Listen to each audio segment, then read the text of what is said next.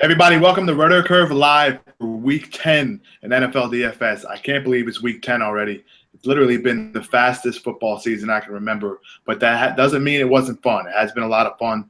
So this is Week 10 NFL DFS, presented as always by Rosters.com. Now, you may see a new member here. It's me, it's Adam. Jim couldn't be with us today, but we have Ricky Sanders is here to join us today. The great Ricky Sanders. A lot of people may know him, and if you don't, I don't blame you. I don't know why I know him personally, but he's here to join us to talk about Week 10 in NFL DFS. So once again, this is RotoCurve Live, presented as always by Rosters.com. If you haven't joined Rosters.com yet, please be sure to head over there, use promo code CURVE for an instant $20 on a $10 deposit. So what we do each week here is we talk about our favorite players in each position, give you some bold calls at the end, and hopefully me and Ricky don't yell at each other too much, because then Adam's just going to get up and leave. So how we doing, fellas? Adam, we'll start with you. I wouldn't leave. I'd get the popcorn or the mustard bowl. I get the mustard bowl. Yeah, I'm doing good. Actually, I'm doing a lot better considering I did not watch a second of that game last night. So there was actually football? Like football was played last night? Football-ish. Football per se. Football-ish. What was the Browns, right? So that doesn't really – I tweeted like an hour before kickoff. I was like, I think the Browns win tonight, and that backfired. Yeah, so if they win 6 straight, you're still probably going to get the first or second pick. So that's kind of brutal. So, Ricky, how are we doing? I know in Chicago it's definitely been a crazy few days, and I know there's a lot of things happening in the room next to you, right? Yeah, they're redoing the room next to me. It has been crazy here in Chicago. It's been kind of a down week for a multitude of reasons. I was feeling good coming into the show. Let me tell you, I've been getting over the noise next door, all the election craziness. But right before we came on the show, there was a Save the Elephants commercial, and it put me back down in a bad mood heading into a great show like this. So let me just say, if I win the Millie this week, I think I'm adopting an elephant, because now I feel terrible. We have to figure out what we can name it. Maybe we'll talk about that later in the show.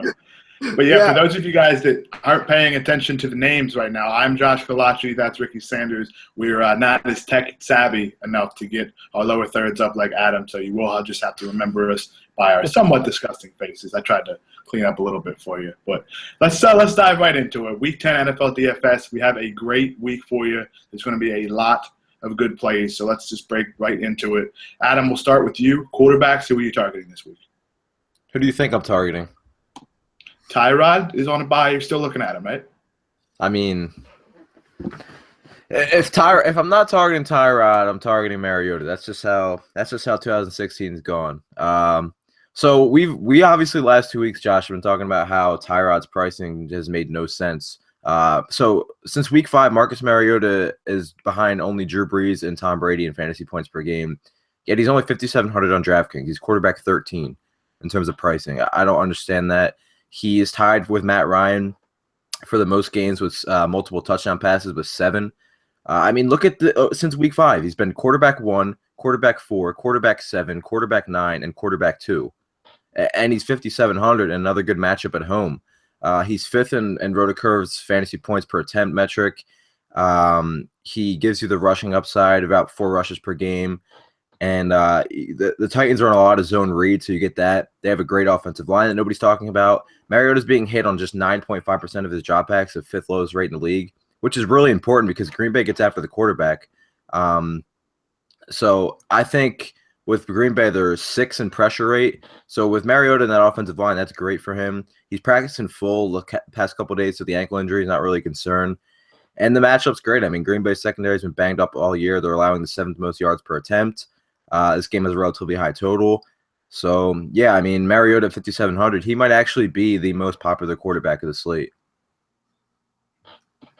Yeah, he is, believe it or not. We do the ownership percentages each and every week in RotoCurve, and Marcus Mariota is the highest earned quarterback right now on the Fantasy Aces Thursday through Monday slate, currently at 31%.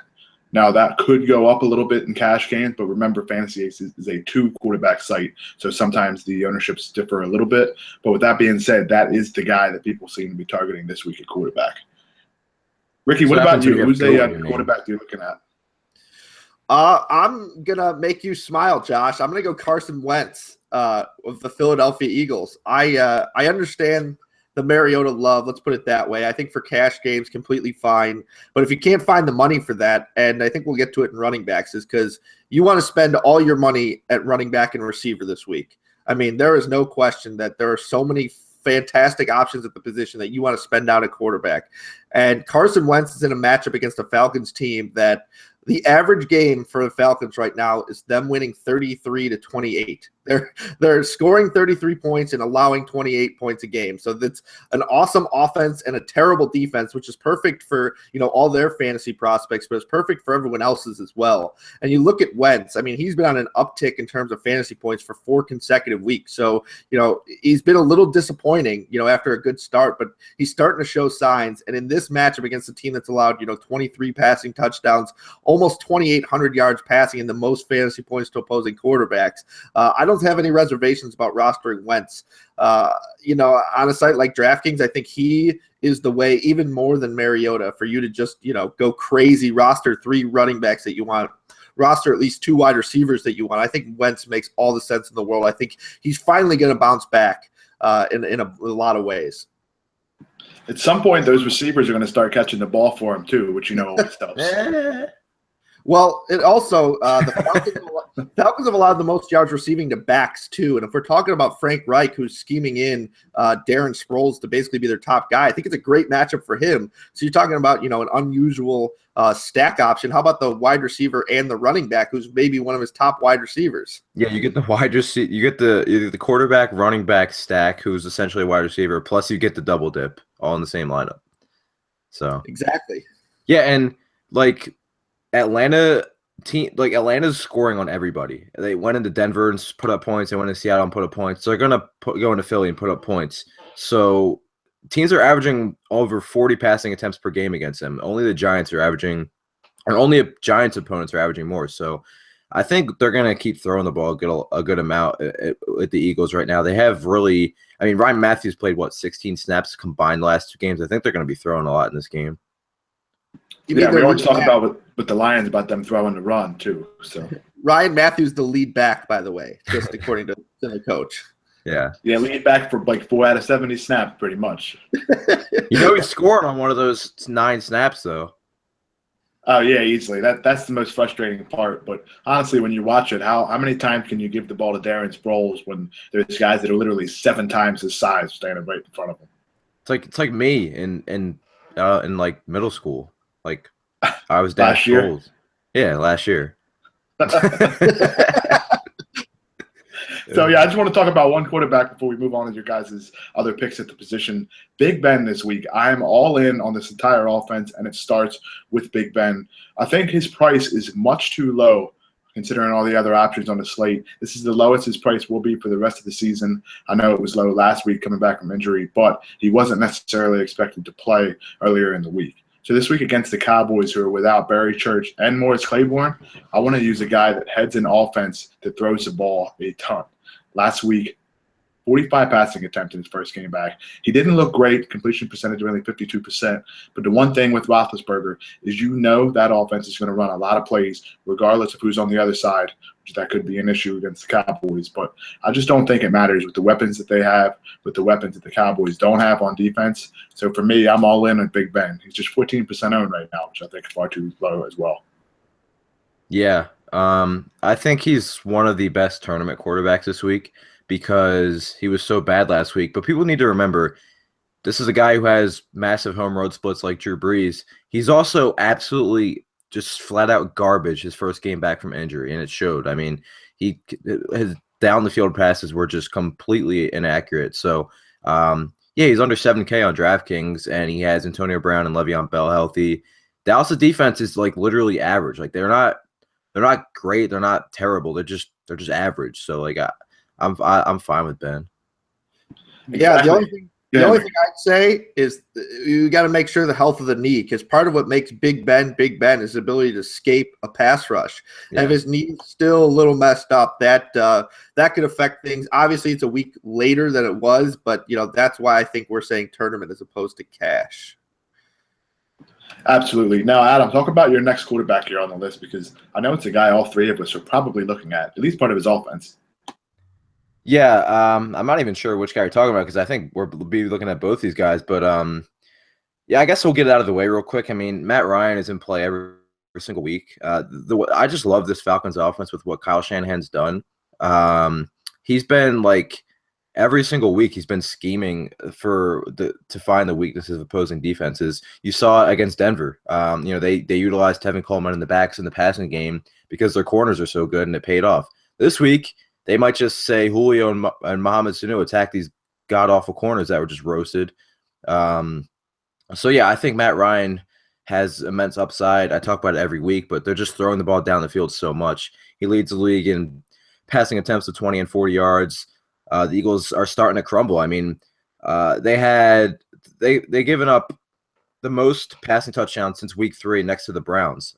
So after that hot start on defense in the secondary where they weren't allowing any passing touchdowns, they've been falling down back to earth, and it started last week with Eli and company. So yeah, whenever you have Julio on your side and a high-powered offense, Matt Ryan's definitely in play. And then real quick, Carson Palmer, I think is interesting because everybody in the world is going to be on David Johnson.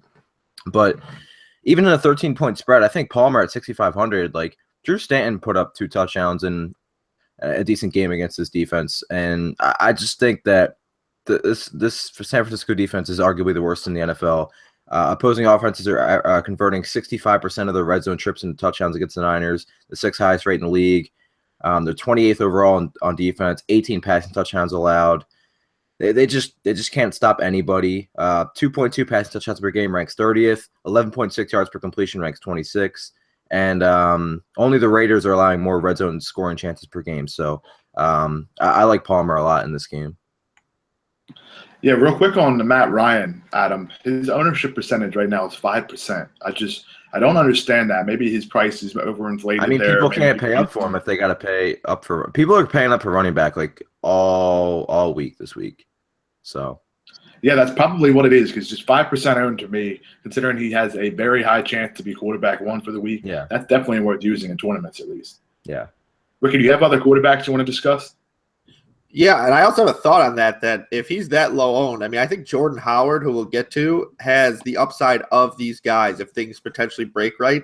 So I think if you're going to use Matt Ryan, just fade one of the running backs and use kind of a second-tier guy, and that's how you make up for the salary. I mean, it's not that difficult. So that's an interesting ownership percentage. But before we get ahead of ourselves with more Bears. I really like all the Bears this week, and I'm usually a self-hating Bears fan, so that's got to tell you something. I mean, Jay Cutler looked really good in the last game against what we thought was a dominant Minnesota Vikings defense. I mean, who thought that Alshon Jeffrey would score his first touchdown against Xavier Rhodes of all people this season? I mean, it just shows you how unpredictable football can be sometimes. And now he'll face a Tampa Bay defense that's allowing 29 points a game. And I know this isn't in the statistics, but I think Cutler's one of those guys who he gets on a streak where if he's been on a cold streak and he comes into a game and he throws a pick early, it's just he mentally checks out. And the fact that he had a good game, it just seems to slide over. Some of his better seasons, it's just he's ridden it out from the start. And now that he's gotten going, especially against a bad defense, I think in a matchup it's a good defense. Now in a matchup against a bad one, there's a lot of mismatches. I mean, none of these corners are overly, imposing, especially not like a Xavier Rhodes. I mean, Alshon Jeffrey maybe gets the matchup against Brent Grimes, who's got maybe the most annoying wife in football, but he's also not a dominant corner either. I mean, Zach Miller gets a matchup against a defense that's been pretty forgiving to tight ends. I just think there's a lot going Cutler's way this week where he's also cheap. I mean, he's $5,400 on DraftKings. He's in that Carson Wentz price range where you're still allowed, you're able to pay up for elsewhere. So I like that. And Tannehill's a guy for tournaments only because I think he's completely game flow dependent, where if they get up, if Jay Ajayi's kind of got it going, then you're probably not going to see a lot of Tannehill. But, if San Diego's scoring points on them and they're playing from behind, or at least it's, they're matching them score for score, I think it's a game where, Ajayi gets stuffed maybe inside the 10-yard line once, you get a chance for him to throw a few touchdowns. Tannehill, again, completely game flow dependent, but, the San Diego team allowing almost 280 yards passing a game, and he's still, he hasn't really used Jarvis Landry the way I think that he's wanted to lately. And I don't think this is a terrible matchup for him. He's got some deep threats on the outside against a defense allowing a lot of yards. I really like him for tournaments. Yeah, just to touch on Cutler real quick, he's right now quarterback 6 in our cheat sheet for quarterbacks this week, and that's really telling because there was a lot of good options there. 5,300 on DraftKings, 7,000 on FanDuel, but on rosters, he's actually a quarterback under 10,000, which is rare to find, just 9,900. So you can easily fit him in with those top guys that we've mentioned before with David Johnson, who we'll get to in a little bit. Another guy I think that will go under the radar this week, and he shouldn't, is Trevor Siemian for the Denver Broncos.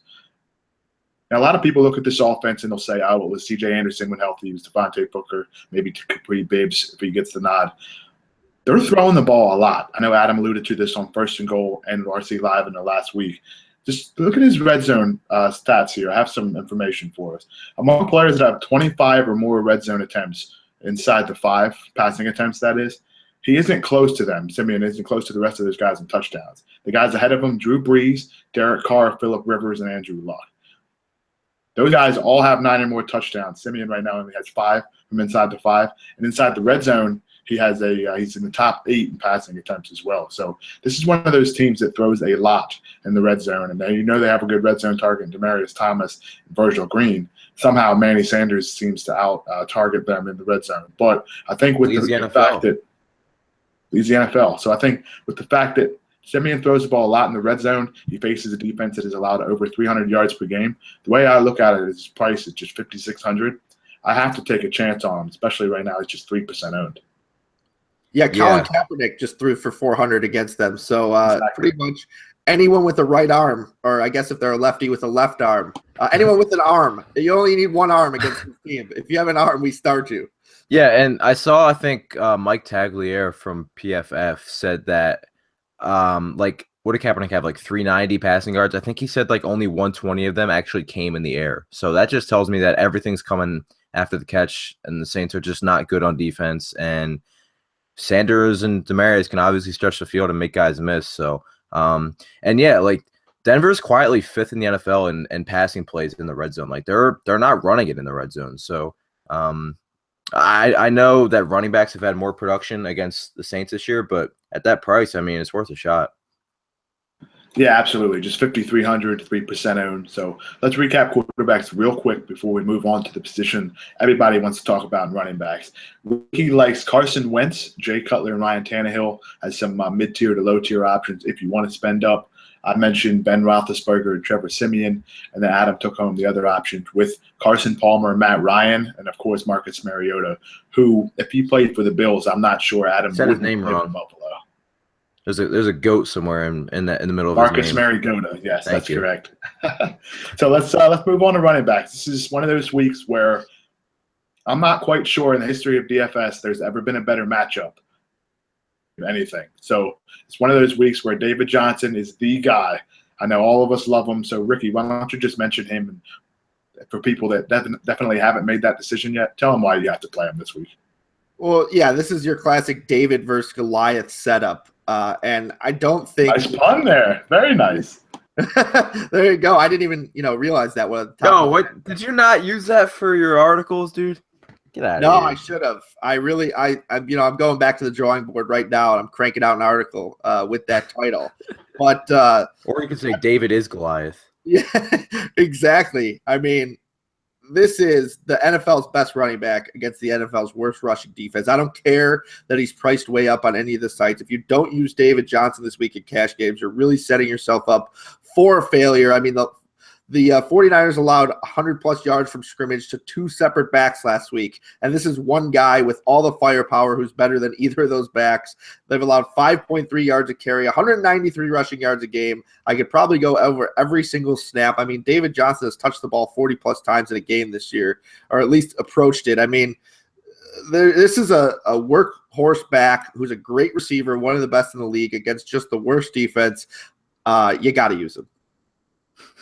Yeah, it's one of those situations where we talk about every week the play. And it's rare that a guy like this won't go off. But if for some reason you want to fade him in cash games, the chance that he does go off, which right now could be well over 80%, you're definitely climbing from the lower ends of the standings, because even if you have another back that's close to him, maybe they have 20, but if David Johnson has 33 or 34, you're looking at a guy that has all those points at close to 80 or 90% in cash games. So just don't stay away from him this week. I think all three of us agree with that, especially in cash games.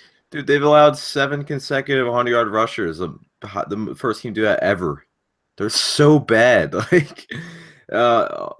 And what is Arizona's like a 13-point favorite right now. And this is a team that's in San Francisco that allows 37 rushing attempts per game, easily the most in the league. So, I mean, I know Evan Silva was talking about this. There are some people that in tournaments might just play both Arizona backs. Like, you would think it's crazy, but we've seen multiple backs kill them all year. You saw Gillisley and McCoy. You saw Peyton Barber and Jaquiz Rogers. So you saw the New Orleans backs last week. They're just that bad, dude. Like, they're so bad. It's interesting because when you think about it, if you want to pay for both of them, now I'm not sure if I'm advocating this yet, but if you want to pay for both of them, you're probably paying up for about $13,000 for both, basically for the entire rushing attack. Now, when you think about that, it's not necessarily a bad idea. The problem is if David Johnson gets all of the work there, that's great. But then you have a goose egg from somebody else. So I'm not exactly sure if I want to go that route. But it's interesting you bring that up because it's not like it hasn't happened before. It has. Yeah, like I'm pretty sure it was Evan Silva who mentioned it, but like it's really interesting because like if they're 13-point favorites right now, if they're ahead of this game all game, obviously David Johnson's going to be part of like a large part of it, but they're not going to run him into the ground in the fourth quarter if they're up by 17 points. And like they love David Johnson, but you gotta remember that Bruce Arians loved Andre Ellington before David Johnson was drafted, so like they like this dude. So like maybe if you throw in one tournament lineup out of 100, but like it's interesting because they've been getting roasted by multiple backs all year. Well, I think the only argument for fading him in tournaments would be if he were to get injured. I mean, I really don't see a situation where if he's healthy, it's kind of like putting DeMarcus Cousins up against like my middle school team. Maybe he misses his first 2 shots, but with that kind of volume against this terrible of a defense, I'm having a hard time figuring out a scenario where he would. Is Boogie getting a technical in this game or what? Yeah. So unless we think David Johnson's getting injured, or maybe I'm trying to even think of another scenario. Maybe Carson Palmer throws a few to J.J. Nelson that he breaks loose and they're up big, but then they're still going to pound the ball. So there's just so many scenarios where David Johnson works out that it's hard for me. And the receivers outside of Fitzgerald and Nelson have been so bad. Like he's gonna get his in the passing game too. Like exactly. So I mean, I'd say 100% of him. I wouldn't hate you if you want to go 95 to hedge, but I wouldn't, go 50% and get too cute. Yeah, I agree with you there, Adam. Who's another top back you want to be targeting this week? Yeah, so like he's apparently the best running back ever, and this is the first time this year that I've actually written him up and talked about him. But so Jay Ajayi keeps being in these prior to this week, he's been in bad paper spots, but he's just crushing. I mean, over the last 3 games, he has 529 rushing yards and 4 touchdowns. Todd Gurley all year long is 451 on the ground and 3 touchdowns. So Ajayi has been ridiculous, probably the breakout player of the year right now. And he's just breaking tackles and bursting off big runs. He's second in the NFL of carries of 10 or more yards behind Ezekiel Elliott. 22% of his runs have gone at least 10 yards. He's 6th in the league in rushing despite being 17th in carries. He's just killing it right now. Miami is playing almost kind of like the Cowboys lately with Ajayi's emergence. They're running the ball like 60% of the time. Their offensive line has quietly been like a top 3 unit in the league as of late, now that they're all gelled together and healthy.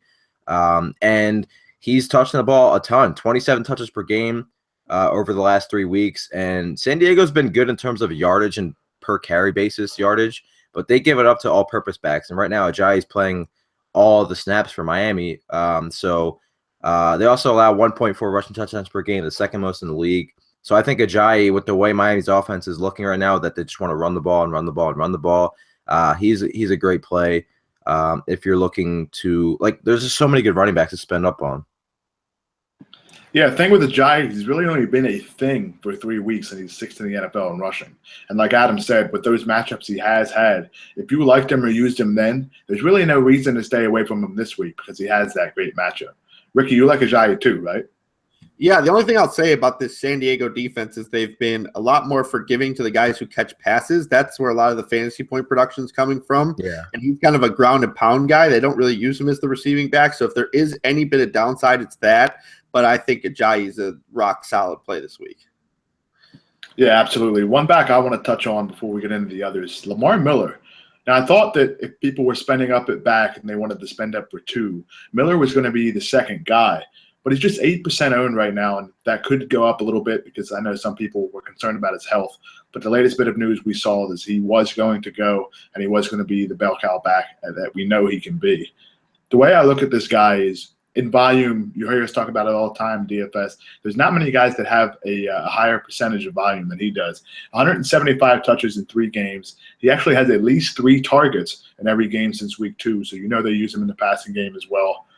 When I look at Lamar Miller, he is running back 8 right now in RC cheat sheet, but he's priced near outside the top 10 in most sites. So you're getting a bit of value there. You know he's going to get the touches. Jacksonville, although the defense is a little bit better this year, they still go down by a lot of points in pretty much every game. So that game flow is heavily in favor of Lamar Miller. So I think he's a very interesting option to pair with David Johnson if you were spending up at both running back positions this week.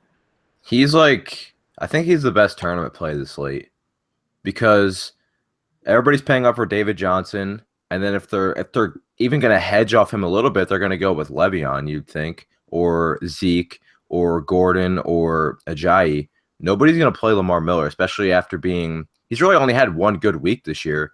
But like I talk about this all the time, like I love buying low on talented players, and I've been doing it with Odell Beckham until he went off against Baltimore this year. I'm going to keep doing it with Lamar Miller at 6,400 on DraftKings. Last week against the Chiefs, where Sharkendrick West did absolutely nothing. That was the first week all year Jacksonville failed to allow rushing touchdowns. So even if Brock Osweiler and Blake Bortles put on the most horrific quarterback showing in NFL history, which is very possible, or if Brock Osweiler gets it going and Houston's ahead, either way, game flow is going to be in his favor. So yeah, I think Lamar Miller is like an incredible tournament play.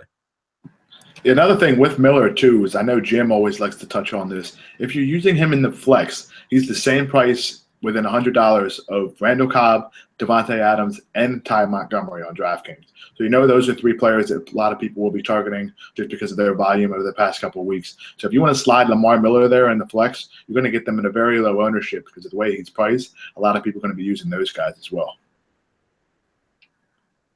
Ricky, you have any thoughts on Lamar Miller, or are you going to looking at other backs in that similar price range? I like Lamar Miller. I think my strategy, a lot of it this week, is either to spend up or I don't know if Lamar Miller's firmly on my radar like he is to you guys, because I like some backs. I'm going to start with Jordan Howard here, who I kind of alluded to earlier. I think that everyone's looking at this Bears passing game, but I think that could be a bit of a mistake unless let's just put it this way. This Bears line is really strange. They're on the road at Tampa Bay, and they're 2.5-point favorites as a 2-6 team.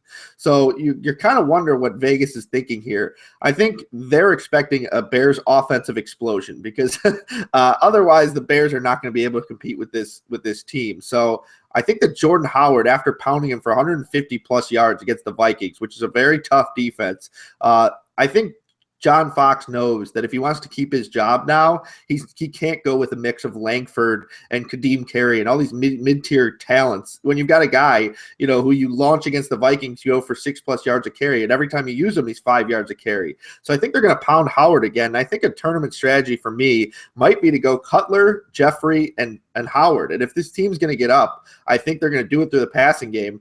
And, we've seen this work in weeks past. Last week, you could have done it with Dak and Witten and Ezekiel Elliott. Team gets up. A few weeks ago, it was Dalton, Green, Jeremy Hill. Once they were up, he had that 70-yard run. I think this is a situation where this whole Bears offense is in play. And I think they're going to, try and focus around the run first and foremost. I think Cutler has a good day. But, again, 29 points per game, 117.9 rushing yards per game, 6th most fantasy points this Tampa Bay team is allowed.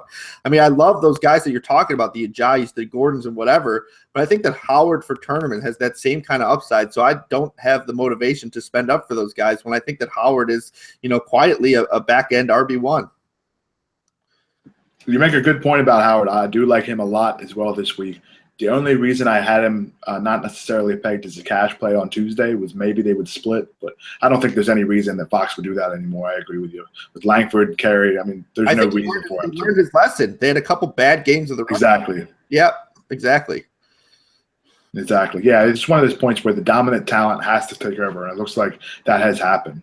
So, Adam, I know you alluded to Melvin Gordon earlier. Do you want to touch on him on why he's a play, or do you want to talk about the that other back that I'm not sure is over 5.5 feet tall?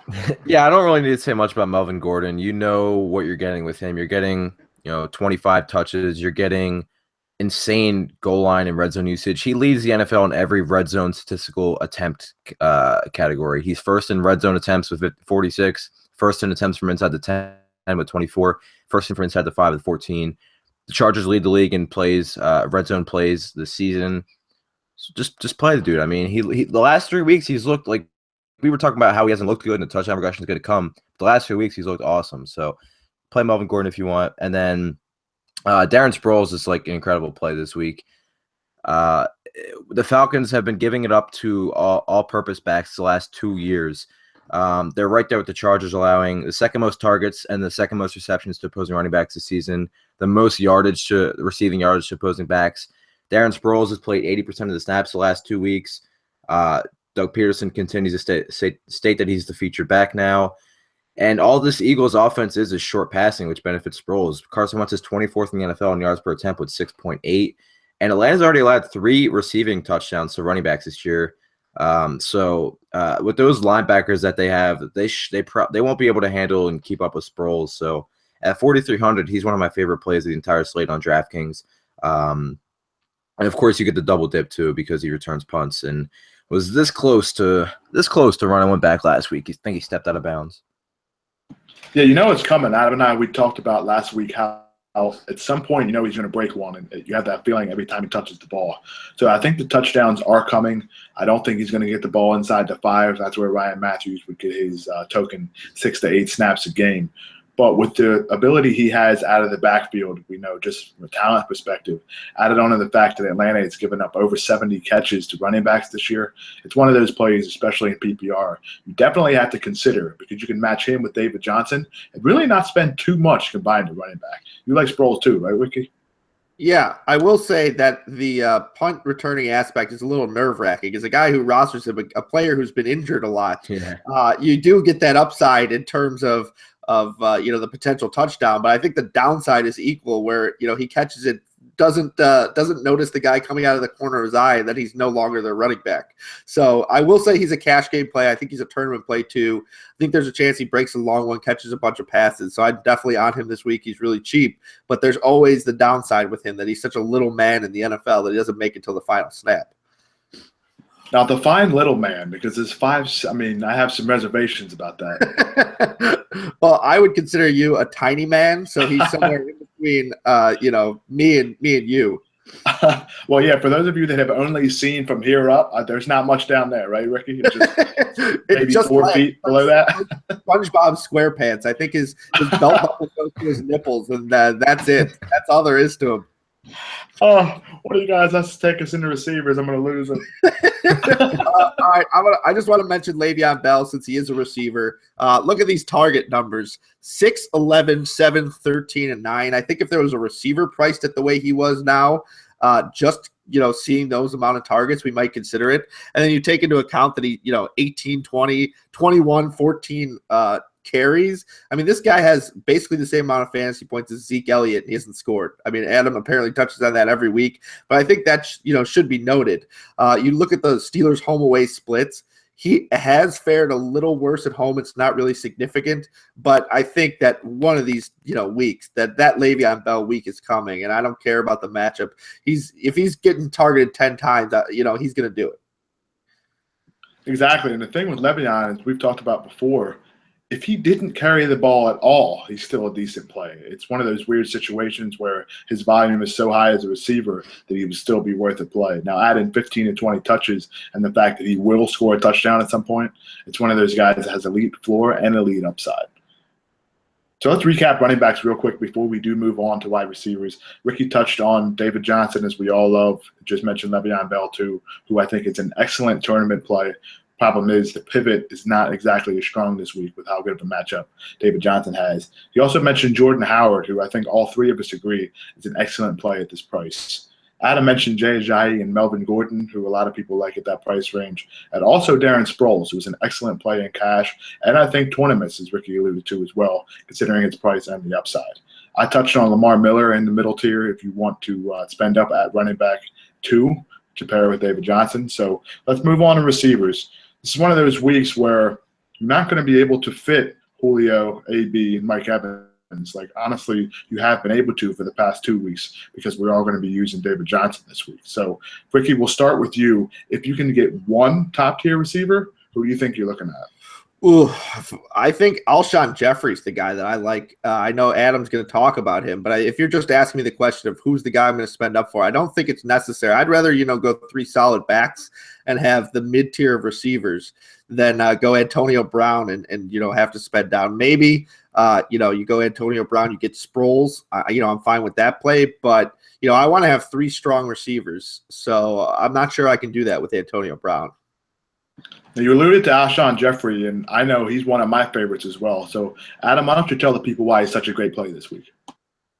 Yeah, so like if you're a seasonal league, if your trade deadline's not up, you should send an offer for Alshon like right now and try to get him before this week because he's gonna go nuts.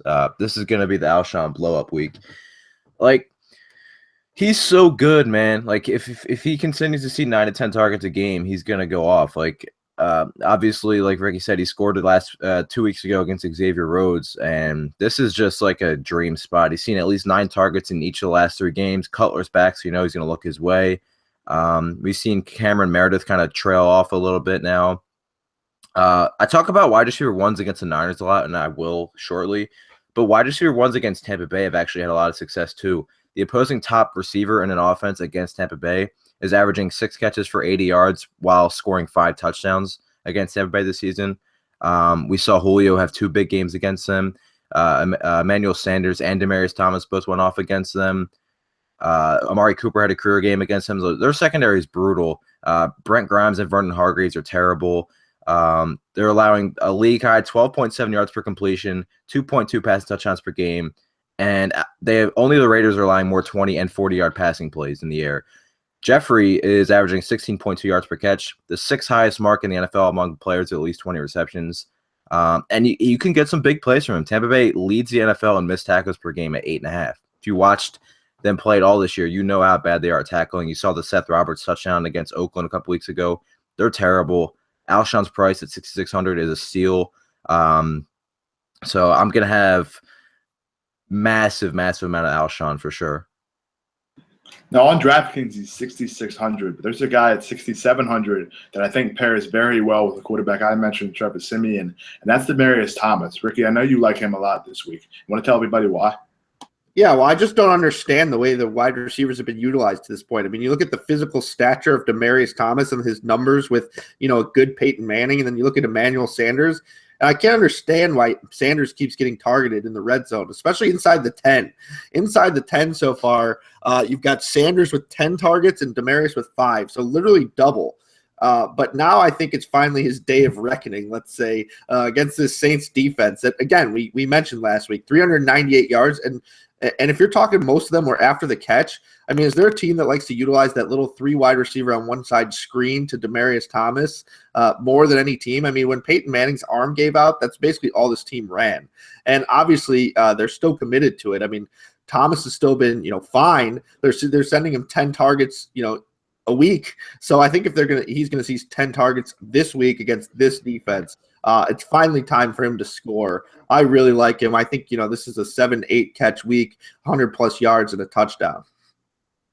Yeah, I hope that comes true because I know he definitely pairs well with Siemian, and I will have some of that stack. Me and Ricky might have to make a friendly wager because I'm on team Mansan this week. I mean, they're both great plays because you have last year Denver's Sanders and Thomas combined to see like 60% of the market share. This year it's at 53%. So like they're both obviously firmly in play. I just think Sanders is in a better spot. Like quietly for some reason, I know Delvin Breaux is decent and he just came back, but like they've been good against opposing number 1 receivers. Now is it Sanders or is it Demaryius? It's a true Right, number that's one. the question. Sanders' Right. numbers look better. Yeah, so that's the real question. But I think they're both in play. I just think I like Sanders a little bit more because, like you said, for whatever reason, they're looking for him in the red zone more than Demaryius Thomas. And Denver's calling pass. They've called pass 56 times in the red zone, the fifth highest number in the league. So I think they're both great plays. I might make a lineup with both of them, honestly, because I think they could both go for 100 and a touchdown. Against a very bad secondary in Tampa Bay, they both went for over 80 and a touchdown. So I think they're both absolutely in play. Yeah, absolutely. I know I definitely have a lineup with them both, so I was glad to hear both of you guys would be on that. Now, Adam, you mentioned Carson Palmer, and his number one target this week is a guy that pops up on a lot of places. The issue is his salary is a little high. Is that a good thing? Yeah, I think Fitzgerald's ownership is going to be low, and I'm going to play him, especially because David Johnson's going to get all the attention in this game. But it's almost just as good of a spot for Larry Fitzgerald. So he torched him for 681 and 2 a couple of Thursday nights ago with Drew Stanton at quarterback. I've been keeping this list every single week, but this is what wide receiver ones have done against the Niners. Kenny Britt, whatever, 4 for 67. But then Kelvin Benjamin, 7 for 108 and 2. Doug Baldwin, 8 for 164 and 1. Terrence Williams, 4 for 44 and 1. Fitzgerald, like I said. Robert Woods, 5 for 44 and 1. Mike Evans, 896 and 2. And then last week, I consider Michael Thomas the Saints' number one receiver, 5 for 73 and 2. 5 different receivers have finished as a top 5 option against the Niners. So, and Fitzgerald's been super consistent this year. Rich Rebar pointed out that Mike Evans and Larry Fitzgerald are the only receivers in the NFL to have double-digit fantasy points every single game this season. Fitzgerald's pretty much at 5 for 50 every single game. Gives you a safe floor, and I think he could score 2. Like if David Johnson falters, it'll be because Larry Fitzgerald has 3 touchdowns, which is very possible because Michael Floyd is gone. John Brown is kind of falling off as well. JJ Nelson's not going to get really like his production is going to come on big plays. And if that's not there, it's going to be Fitzgerald in the passing game. Yeah, absolutely. And speaking of JJ Nelson, the guy is the second highest owned player in the entire slate. Yeah, that was crazy. 35%. So, Ricky, I know you like him this week. You want to touch on why he's the chalk? Well, yeah, so he was one of those guys who a few weeks ago I wrote down, like, don't forget about this guy. And then I started analyzing this slate, and, I didn't really think about him. Then I saw that, and that kind of jumped off the page to me. I was like, oh, yeah, this is a guy who's seen 7 and 12 targets in the last 2 weeks. He got named the starting receiver alongside Fitzgerald. I mean, he's still really cheap. So I think if you're trying to ward off ownership and you're trying to, at least in cash games, maybe there's one guy you want to use at, another position that you don't think a lot of people will be on and you want to stay along with the market, just use JJ Nelson as your third receiver because it seems like everyone's on him. So you really can't go wrong. I mean, I do think, again, he probably will see at least 7 targets. I mean, we've pretty much weaned Michael Floyd out of this offense for the most part, and he's taken on that much larger role.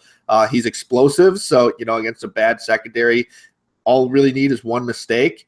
Even if it's just a 50-yard reception, he doesn't score or something like that. I mean, at his price, that's really all you need. And if he's going to be that heavily owned, there's definitely something to like about him in cash games. In tournaments, I'm with Adam. I think Fitzgerald's the better play. Yeah, absolutely. It's one of those situations that you mentioned where JJ Nelson in the red zone, he's going to come as a third fiddle to David Johnson and Larry Fitzgerald. So as a cash game play with those targets, the offense throws a lot, but the upside for him to score 2 or 3 touchdowns may not be as high. And as you said, 35% owned. It's tough. Yeah, I just want to throw in another name that we didn't discuss. Is Cordero Patterson, because I think Stephon Diggs is going to see a lot of Josh Norman this week. I was really curious when I went on Pro Football Focus that, Diggs lines up in the slot a lot and Norman doesn't really. And then they've got, they list him as the guy covering him. And we know earlier in the season, everyone was giving, Norman flack for not shadowing guys. I think that's pretty much over. I think because of that, he is going to shadow him, which leaves Cordero Patterson, who caught 6 of 8 targets last week. This is interesting. He's been targeted 6+ times in 4 of the last 5 games. I mean, if Diggs is in a tough matchup, this is a good spot for him for cheap, especially in tournaments. So I just wanted to throw his name in there. Yeah, Diggs has 27 targets in the last 2 weeks. Saw 14 targets last week in the first game under new offensive coordinator Pat Shurmur. It looks like most of his work in this offense is going to be really short passes, give him some chance for yards after the catch. But like you said, Ricky, if Josh Norman is on him, that gives Cordarrelle Patterson a similar role on the other side. And if anybody can break one or break some tackles, it's definitely that guy. We've seen him do it a lot in college at Tennessee, a lot as a rookie in kick returners. He hasn't been a huge part of an offense in the NFL yet until the last 4 weeks. But at his price, a guy that can score on any play, definitely worth a look there, that's for sure. I have one other guy that's kind of similar to Cordarrelle Patterson. He's just about a foot shorter and about 60 pounds lighter. Tyreek Hill this week. 10% owned. I thought that was very, very high for a guy like him who's technically a gadget player. But Jeremy Maclin is all but out this weekend. You know that Alex Smith is probably going to be back. So there's not going to be as many deep threats down the field.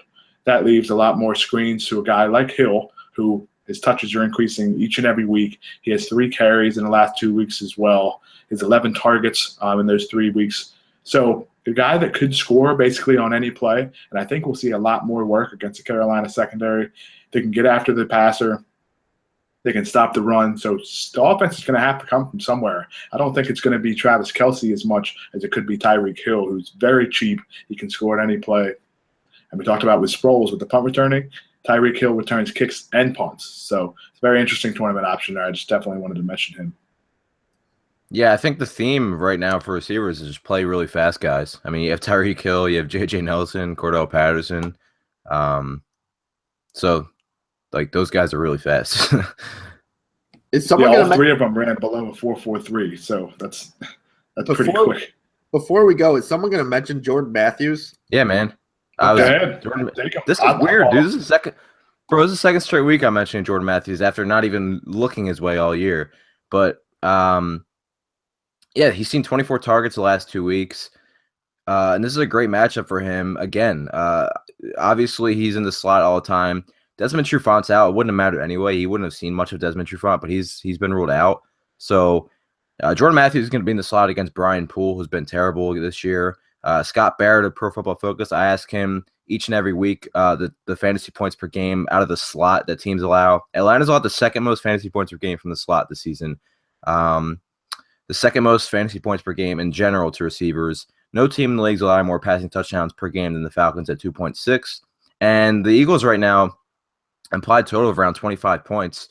So if they're going to have to keep up with this Falcons offense, it's going to be a lot of Jordan Matthews and a lot of Zach Ertz, I think. So, yeah, at 5,900 on DraftKings and FanDuel, I think Jordan Matthews is a great play, especially if you continue to see this target volume, which he should, because I think your boy DGB is about to get benched, dude. My man's not even like trying out there. He got bodied last week by a corner that literally is 60 pounds lighter and 5 or 6 inches shorter. He's not even making an effort for the ball. Yeah, it's odd because you know he can do it. It just I don't think he wants to, and that may have been the issue why he left the Titans, because I mean they have a guy right now that's playing better than Rashard Matthews, who I think all 3 of us like as well, right? Yeah, Rashard Matthews. Rashard Matthews has this, and Mike Evans lead the league in touchdown catches over the last 5 weeks with 5 apiece. And we know Mariota is like the GOAT in the red zone. He just never turned the ball over in the red zone in his career. Like the Titans lead the NFL in touchdown percentage in the red zone. So, yeah, what is he, 4,200? I love Rashard Matthews this week. Yeah, 4,200 and 5,800 on FanDuel, so very low on both sites. I was going to say he's caught those 5 touchdowns. They've all been in the red zone on 6 red zone targets. So they're like way on the same page, like we've almost never seen. I mean, that's ridiculous that there's just almost never a mess up.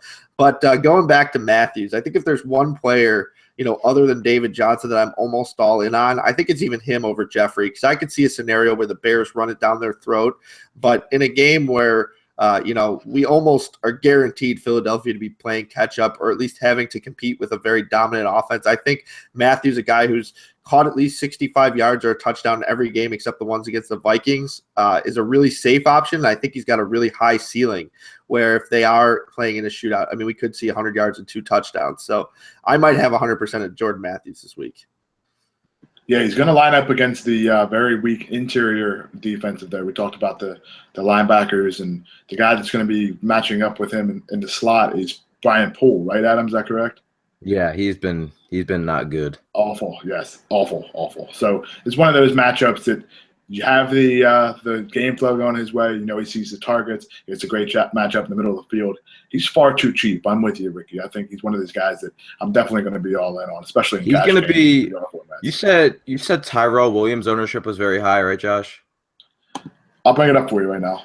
I believe it probably will be 19%, yes, which is high for his price. J-Matt's a perfect pivot from Tyrell. They're right around the same price range, if I recall. Yeah, Jordan Matthews 9%, so basically half. Yeah, he's an awesome pivot, I think. I think, I love Tyrell. Like I wrote Tyrell up this week again. Like he's a great play, but like I think Matthews is probably a better play. I think Matthews is a great cash play too. I don't understand that ownership one bit.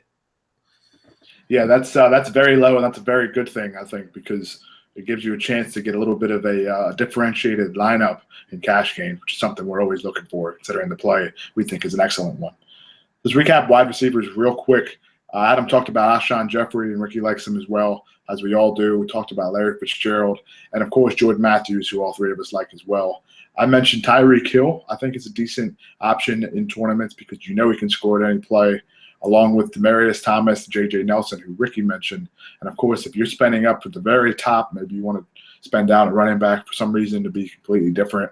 Antonio Brown has Big Ben back as well. So those are some guys to target at that position. Like we didn't talk about it, but if you're paying up, Evans is clear to the concussion. He's in a great spot. Antonio Brown's got Big Ben back. He's great. And Julio's in a great spot against these terrible corners. So, and I wrote up Jordy Nelson in tournaments because you can't play all these receivers, right? So there's a lot of receivers I like this week, but it's going to be interesting because people are paying up a running back this week. There's a lot of value at running back after seeing value for like 4 straight weeks at running back. Yeah, exactly, which is odd. But let's move on to tight ends here.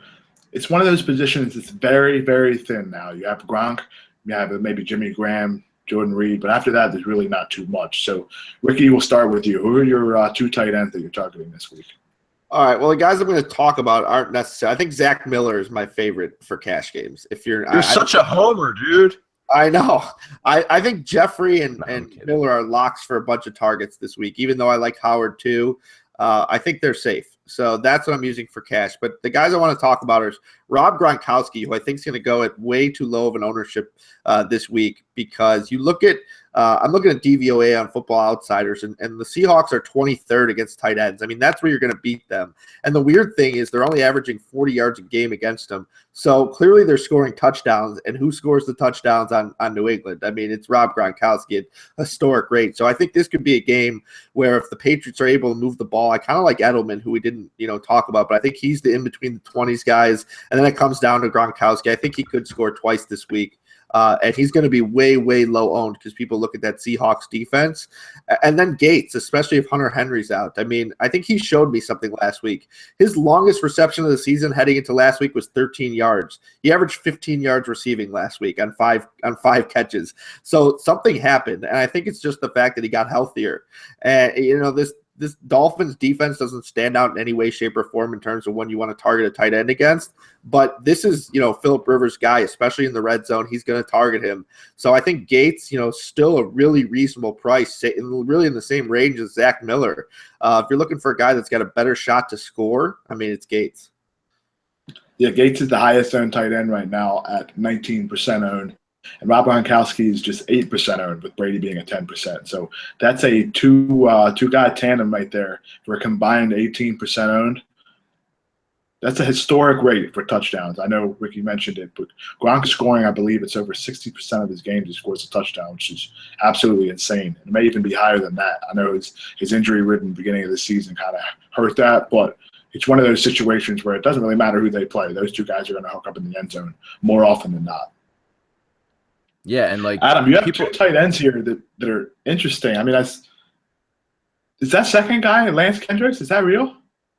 I mean, tight end, you're gonna have to go cheap at tight end if you're not playing if you're not playing Gronk. I'm probably going cheap at tight end because I'm playing a bunch of other guys. But I mean, he's seen volume, man. 29 targets over the last 3 games.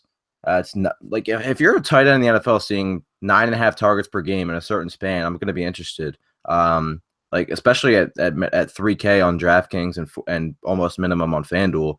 Um, it's probably the only person I would play from this entire game in DFS. It's a ugly total game, but I mean, we know the Jets secondary has issues. They're 21st against tight ends, so it's not a bad matchup at all.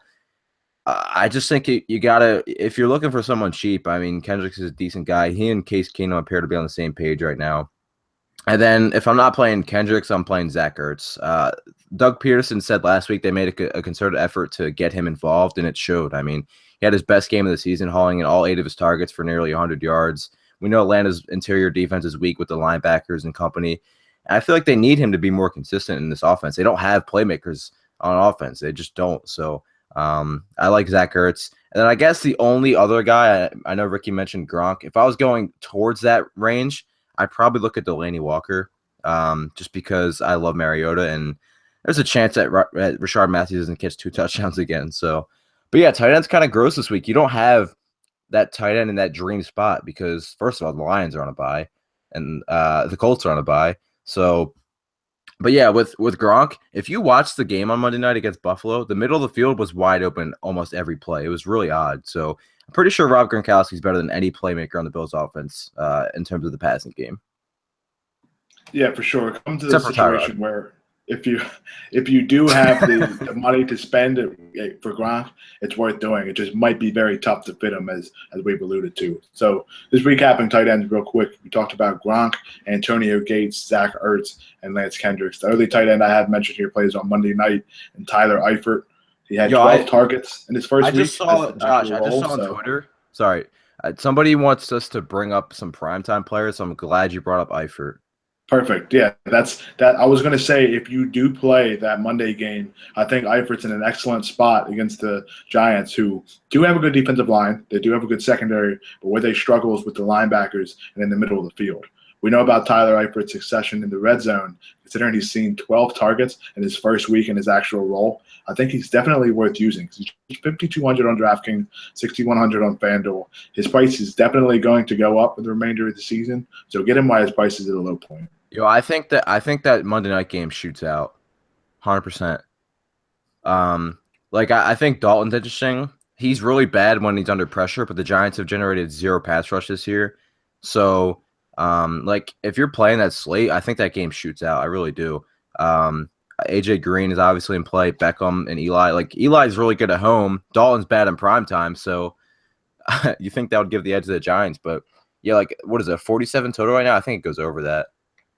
Yeah, I think I like Will Tye too, because they pretty much phased Donnell out of the offense, and he's minimum price. So I think if you're playing the primetime slate, you could go double tight ends, which is pretty out there, but no one's going to do it, and I think they're both in a pretty good spot. Yeah. Yeah, it's the way to be contrarian in those games, because with those small slates, you have to differentiate yourself, because if the chalk hits completely and you win, say you win first in the GPP, you're going to split with about 5,000 people more times than not in a 2-game slate. Yeah. So, all right, my favorite time of the show here, and I know we love to talk about it each and every week because there's been some crazy ones. Ricky, I know you haven't been with us on a show yet this year, but Jim talked about Sammy Coates having 2 touchdowns. Adam dreamt about Sammy Coates the same week, and the guy had 2 touchdowns. So this is one of those things where bold calls on RC Live, it just kind of turned into a bit of a crazy thing to look at. So, Ricky, we'll start with you, newcomer to the show. What is your bold call for Week 10 at NFL DFS? Well, it sucks because this isn't bold anymore with this guy, but I think this matchup against San Diego, again, is just monster for Jay Ajayi. I think he's going to go 175 yards rushing and 2 touchdowns on this team. I do like Tannehill, but I think there's just a lot to like there. And if we're also being bold, I'm going to go Jordan Matthews, 10 catches, 100 yards, 2 touchdowns as well. I think those are the guys that I'm going to have a lot of investment in this week. And, I mean, they're pounding Ajayi every week. He looks like a stud. I don't see this defense of all defenses slowing him down. I like that. I like that a lot because he definitely is one of my favorite tournament plays of the week. Adam, what about you? What's your bold call for this week? Yeah, so I think Alshon, like I said, if you miss the opportunity to buy low on him, you're not going to be able to this week. I think he goes for 120 and 2 touchdowns.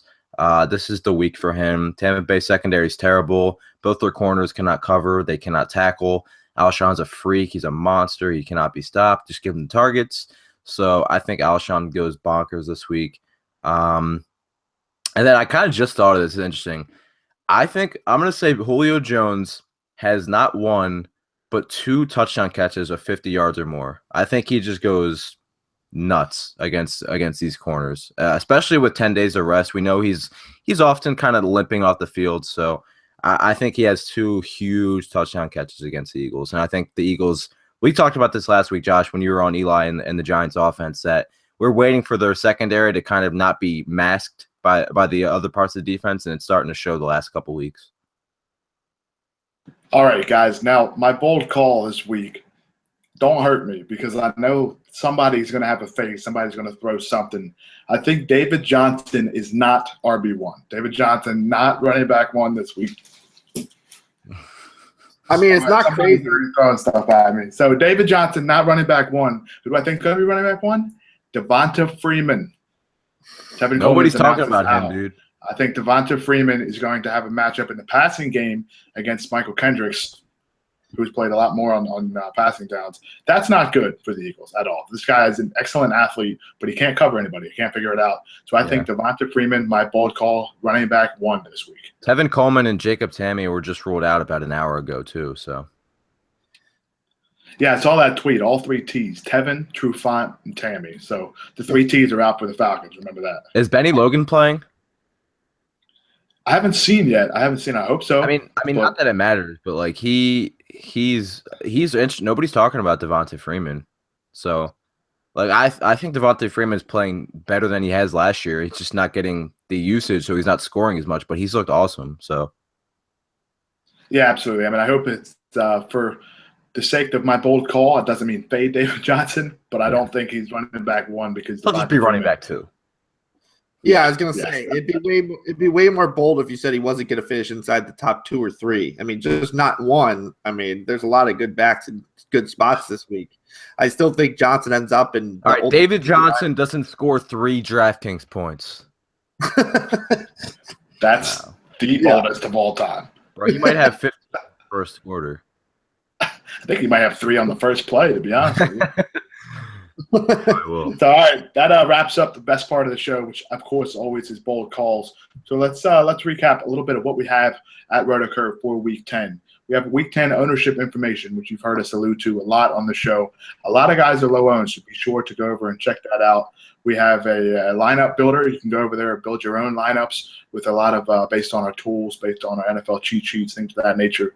We have consensus ranking between the 3 of us, and I think there's some weird voter fraud happening because Adam's beating us by a lot, Ricky. We need to fix that. So let's have a good week this week. I'm about to just start blocking you guys. Whoever you pick, I'll just pick the same dudes. And we also have Brian Healy, who has a DFS Pro cheat sheet up. The guy just qualified for not 1 but 2 live finals last weekend. So be sure to give his cheat sheet a check to build your GPP lineups. We also have that I think you need to read. Adam's Cash Game article is one of the most in-depth articles I've ever seen in DFS. He does it each and every week, talks about a bunch of different plays, why you should use them, why you should use them in cash, things of that nature. So be sure to give that a try. Jim, who couldn't be with us today, has an excellent rosters market watch piece he does each and every week. So be sure to check that out. All this content for under $1 a day. There is not a better bargain in DFS, so please be sure to check that out. Get ready for NFL Week 10 in DFS. We also have a free roll for those playing NBA. Give a free roll a shot tonight. We have that up on the site. And in addition, there is a huge free roll on NFL this weekend, sponsored by RotoCurve. You can win a trip to the FFWC, which is going to be a lot of fun up there in New York City. So please be sure to join that free roll. If you win, you can join RotoCurve up in New York City. This has been RotoCurve Live for Week 10 NFL DFS. That's Adam Pfeifer. That's also Ricky Sanders. Thank you guys for joining us. I'm Josh Collacchi. Good luck, and let's win some Buckies.